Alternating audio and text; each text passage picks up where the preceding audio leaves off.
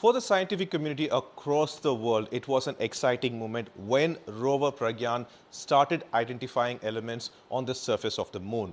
Unambiguously, the Pragyan has discovered sulfur, along with it aluminium, calcium, chromium, titanium, also oxygen, and we are still hunting for hydrogen. But how was it possible? What was the machine Pragyan used is something we were questing for, and we ended up in IIT. And we also have a Professor Nilesh Vasa, who's the faculty for engineering and design over here, who said that this is a machine that's very small in size, but here you see this is called a spectroscope, and it uses laser to identify the elements, which he will explain. But let me show you how the laser works over there. This is a machine, and over there we have something like a plate of copper, and they are starting it. Once it is done, that laser will hit that copper plate, which actually creates ions, everything in an extremely small scale. And the slanting machine that you see over here, it records the data of it. Through that optical fiber, it reaches the spectrometer,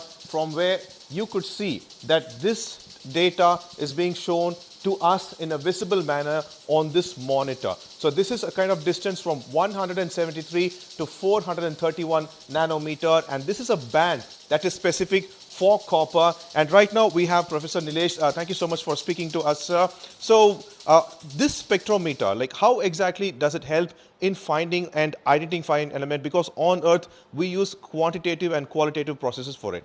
Yes. So basically, over here, we use nanosecond pulsed laser in order to irradiate the surface of the material. It can be a soil sample, it can be some other material surface. And when laser irradiates that surface at a very high pulse energy and corresponding high intensity, we end up with a plasma formation due to the ablation of the material on the surface. And that level of ablation is of the order of micrometer range, and that material which is getting ablated will get converted into plasma with lots of ions and electrons and other atomic species present in that. Due to the ablation of the material.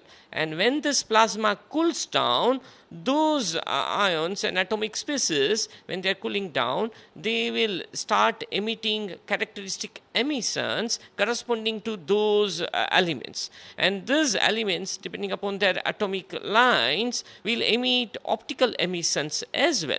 Those optical emissions we capture using a spectrometer, and then it is properly triggered in a way that we capture the spectra during the laser ablation. And that spectra consist of various atomic lines representing various element presence. Now, the information what we gather here is basically a spectral information due to the presence of the elements in that material, and those atomic lines are qualitative representation of the corresponding elements presence. We can quantify it using experimentally calibration models or by using some statistical techniques in order to capture the quantitative information or in terms of amount of elements which are present in that material. Professor, normally in places where we cannot reach physically, we used to have spectrometers to find the elements over there using visible light from the planetary object. But Chandrayaan rover has gone all the way up there and finding about sulfur and various elements. How important is it for the scientific community? Of course, when we are analyzing any of these surfaces, we will be able to capture the information about the terrain. The presence of elements will indicate the type of rocks, the type of soil, and the characteristics of those in that region, and it's very important, as we would like to capture the information about some of the presence of those elements. It may be silicon, it may be iron, or it may be sulfur or hydrogen. And we know that that all these elements presence will indicate certain configurations of the rocks and soils, and that will give us information, and it will be from the scientific scientific point of view. It's very important we understand each and every such surfaces very well and characterize them, and quantitatively as well derive some information which is useful for the subsequent scientific experiments, etc. And for all of us as a society, the presence of certain elements will give us the indication about the evolution of that planet, evolution of the surface, as well as maybe a future use in terms of maybe vegetation, or in terms of the presence of certain atmospheric species, or certain species which may be useful for the life as a whole. In case we are still hunting for hydrogen element over there, in case if the rover finds it out, how important would it turn? Of course, there are the one very important aspect related to moon is certainly the atmosphere.